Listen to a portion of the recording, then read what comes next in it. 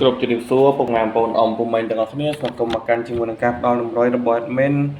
នៅវេលាថ្ងៃទី21ខែ2 2026ពុកម៉ែបងប្អូនដែលបានអញ្ជើញចូលទស្សនា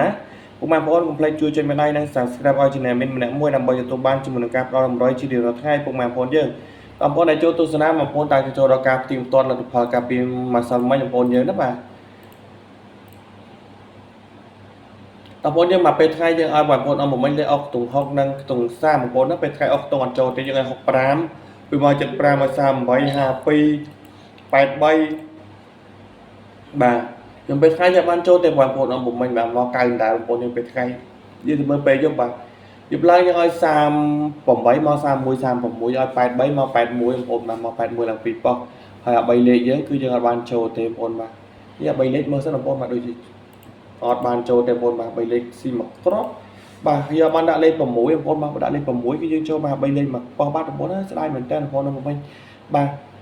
ខ្ញុំបានចូលអុកខ្ទង់30ណាបងប្អូនមិញបាទកាលពីម្សិលមិញខ្ញុំបានអុកខ្ទង់32ប៉ុស្តិ៍ណាបងប្អូនមិញយើងបាទហើយមែនតើបងប្អូនមិញទាំងអស់គ្នាណាតោះឥឡូវក៏បងប្អូនមិញទៅតឹងរងចាំយូរនាំបងប្អូនមិញទៅយកតម្រុយនៅថ្ងៃទី21បងប្អូនយើងចូលទស្សនាបងប្អូនពេញចិត្តជាមួយការផ្ដល់តម្រុយបាទមិនកុំភ្លេចជួយចុចមេដៃនិង Subscribe Channel មានម្នាក់មួយផងបងប្អូនមិញដើម្បីទទួលបានជាមួយនឹងការផ្ដល់តម្រុយជារៀងរាល់ថ្ងៃជូនពុកម៉ែបងប្អូនមិញយើងទាំងអស់គ្នាណាបាទ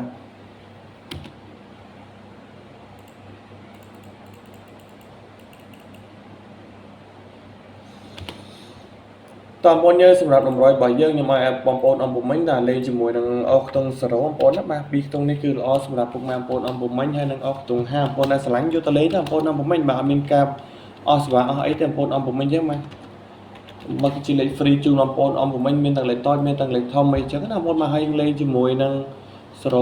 ងប្អូនយើងបាទ05 57បងប្អូនមិញ05 57 68បាទហើយនឹង8 9បងប្អូនយើងបាទនេះគឺជាតម្រុយបាទមានដាក់ជូនបងប្អូនមិញបាទ507បងប្អូនមិញបាទហើយ678បងប្អូនមិញយើងបាទហើយនឹង5 89បងប្អូនយើងនេះគឺជាតម្រុយរបស់មានដាក់ជូនពុកម៉ែបងប្អូនមិញបងប្អូនមិញដែលគាត់ពេញចិត្តដែលស្រឡាញ់ជាមួយតម្រុយបាទមានពុកម៉ែបងប្អូនអាចយកទៅលេងបានមានទាំងលេខតូចមានទាំងលេខធំហើយបងប្អូនដែលចូលទស្សនាកុំភ្លេចធ្វើការជួយចុចមេដៃនិង Subscribe Channel មានម្នាក់មួយផងដើម្បីទទួលនៅការផ្ដល់តម្រុយជារៀងរាល់ថ្ងៃពី admin ជូនពុកម៉ែបងប្អូនយើងយកទៅផ្សងសំណាងទាំងអស់គ្នាជាចុងក្រោយនេះខ្ញុំបាទក៏សូមអរគុណច្រើនទៅដល់ពុកម៉ែបងប្អូនមិញទាំងអស់គ្នាដែលតាមដានជាមួយនឹងការផ្ដល់តម្រុយបាទមានតាំងពីដើមរហូតដល់ទីបញ្ចប់ក៏ជូនពរពុកម៉ែបងប្អូនមិញហេងសំណាងល្អនិងត្រូវទាំងអស់គ្នា